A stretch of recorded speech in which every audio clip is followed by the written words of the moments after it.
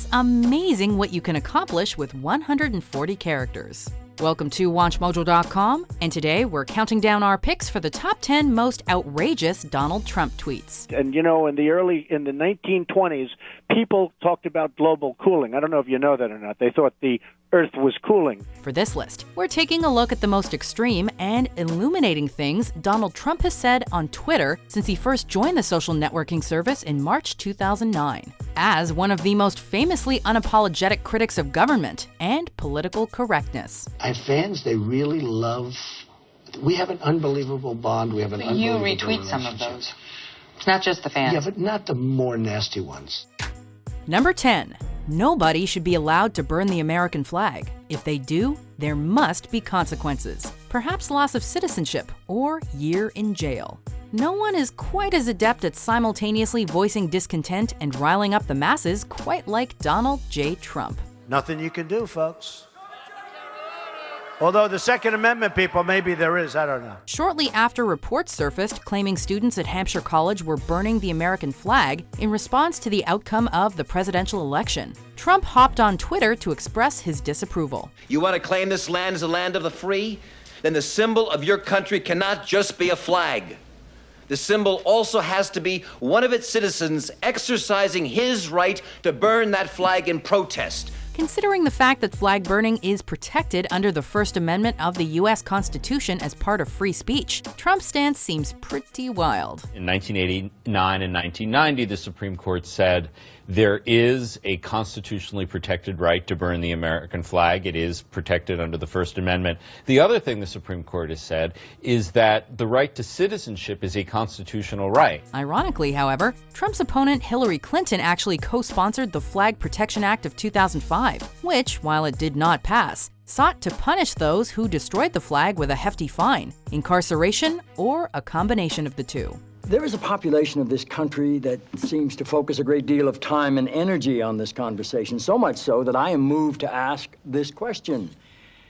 Is there an epidemic of flag burning going on that I'm not aware of? Number 9. If Hillary thinks she can unleash her husband with his terrible record of women abuse while playing the women's card on me, she's wrong. Throughout his presidential campaign, Donald Trump discredited rivals and critics by resorting to personal attacks on their character, a tactic which many of those same critics claimed shifted focus away from his so-called vague yet tremendous campaign policies. I didn't start it.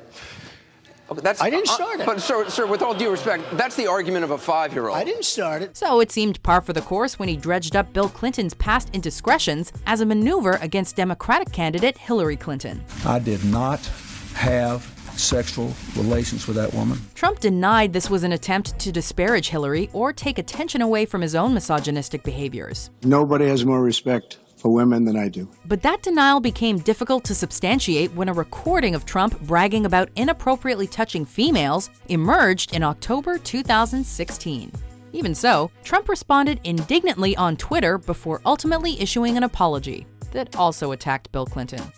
Number 8. Wow, the New York Times is losing thousands of subscribers because of their very poor and highly inaccurate coverage of the Trump phenomena.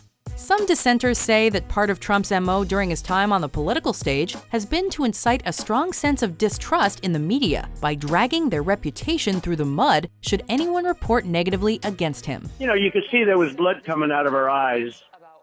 Blood coming out of her wherever. He's done this by directly attacking the intelligence or looks of certain presenters, complaining of unfair coverage, and even declaring that the New York Times was losing subscribers due to their negative treatment of his campaign. In actuality, the Times saw its largest increase in online subscriptions during a one-week period since their digital platform went live in 2011. However, factually questionable statements like this haven't dissuaded Trump supporters who are immensely suspicious of the political establishment. Altogether, we have a movement going on, and it's a movement of competence and common sense. Number 7. The concept of global warming was created by and for the Chinese in order to make U.S. manufacturing non-competitive.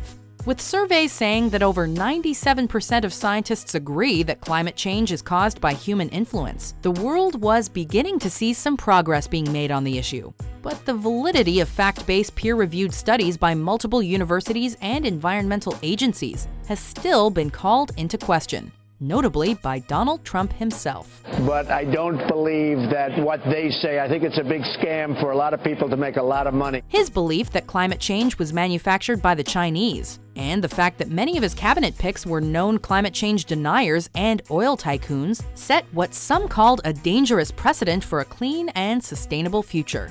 And that was all encapsulated in one tweet from 2012. Our businesses are suffering.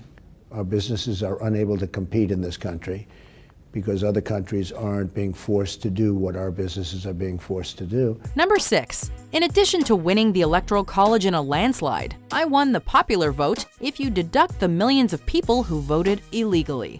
It appears that winning the presidency just wasn't enough for Trump. Sorry to keep you waiting, complicated business. Although he lost the popular vote by almost 3 million, the official Electoral College votes tallied at 306 to 232 for the Republican candidate, leading Trump to make this statement on Twitter.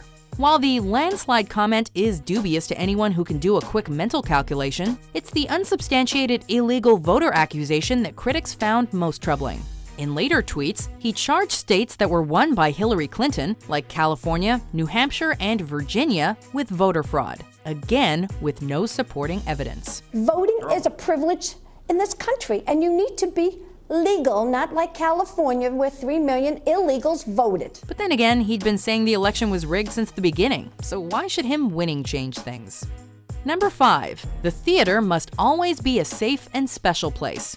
The cast of Hamilton was very rude last night to a very good man, Mike Pence. Apologize. All the world's a stage, and the men and women of Hamilton had a special act in store for Vice President-elect Mike Pence when he attended a performance of the hit Broadway musical shortly after the 2016 election. Following the show, actor Brandon Victor Dixon addressed Mr. Pence in front of the crowded theater, delivering an impassioned speech on equality, voicing concerns for the communities feeling distressed and marginalized by the Trump-Pence campaign rhetoric. We, sir, we are the diverse America who are alarmed and anxious that your new administration will not protect us. Although many praised Dixon's courage, others, like Trump, felt his antics constituted harassment. The president-elect took to Twitter to defend his vice bro in a series of tweets, ultimately demanding an apology. Pence himself welcomed the exchange as part of the democratic process, and the cast never did apologize. You know, when we arrived, we heard a few boos and we heard some cheers, and I nudged my kids and reminded them that's what freedom sounds like. Number 4. I watched parts of Saturday Night Live last night. It is a totally one-sided, biased show. Nothing funny at all. Equal time for us? Saturday Night Live once again lampooned American politics during the 2016 election, with Alec Baldwin's relentless portrayal of Donald Trump generating laughs and a few angry tweets. My microphone is broken.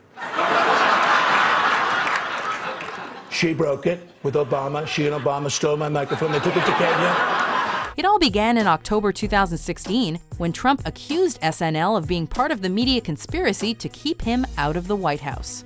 After the billionaire bureaucrat was elected, the show continued its tradition of parodying its leaders. Google, what is ISIS? Something Trump took issue with on Twitter. The result was a bit of a war of words between Trump and Baldwin that ultimately led to another skit mocking the president-elect's obsession with social media. Another great retweet. Unsurprisingly, Trump gave it 2 thumbs down, ironically, by tweeting about it. Number 3. An extremely credible source has called my office and told me that Barack Obama's birth certificate is a fraud. The topic of Barack Obama's heritage cropped up throughout his years as President of the United States, with conspiracy theorists suggesting he was not eligible to be Commander-in-Chief because he was not born in the United States. Well, since you don't have a driver's license, you're gonna need a birth certificate. Labeled by many as a form of racism, these rumors didn't necessarily start with Donald Trump, but he certainly renewed the discussion during Obama's re-election campaign in 2012. When he first started really seriously flirting with the idea of running for president in 2012, his entire platform basically was going to be this birther idea. Over a year after President Obama made his long-form birth certificate public, proving he was in fact born in Hawaii and not Kenya. So I just dismissed it, but you made a big deal out of it. Bill, I grew up with Wall Street geniuses, what they do in terms of fraud and how they change documents. The fact that Trump credited an unnamed source for his proof became fairly ironic during his own presidential campaign, as he berated the media on Twitter for not disclosing their anonymous sources. Number 2. Retweet. If Hillary Clinton can't satisfy her husband, what makes her think she can satisfy America?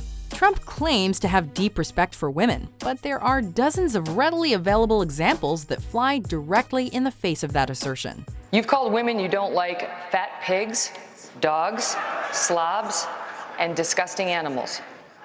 Your Twitter account... Only Rosie O'Donnell. Take this gem that Trump retweeted in April 2015.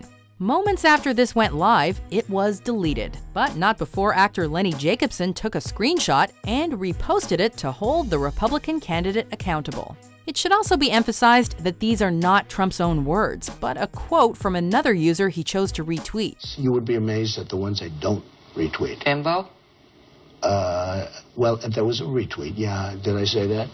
Many times. However, when you consider similar posts actually made by Trump that have belittled and bullied women through persistent objectification, Trump's idea of respect is called into question. And when you're a star, they let you do it. You can do anything. Whatever you want. Grab them by the pussy. You can do anything. Before we unveil our number 1 pick, here are some honorable mentions.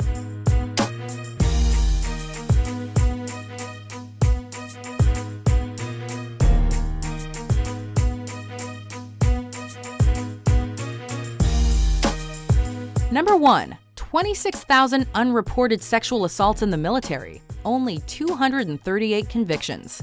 What did these geniuses expect when they put men and women together? Trump's tweets help you get to know the man, the myth, the legend.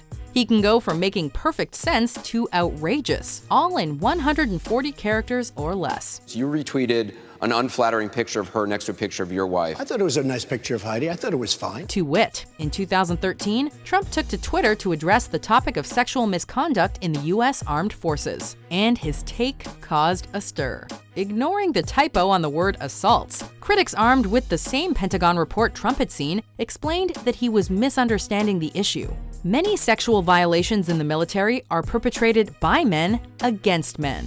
During a Commander-in-Chief forum hosted by NBC in September 2016, Trump defended the tweet because he's clearly not one to fall victim to verbal assaults. It is a correct tweet. There are many people that think that that's absolutely correct. Do you agree with our list? What's your favorite tweet from the Donald? For more big league top 10s published every day, be sure to subscribe to WatchMojo.com. I think that's probably not the worst thing I've ever heard if you're going to do them anyway.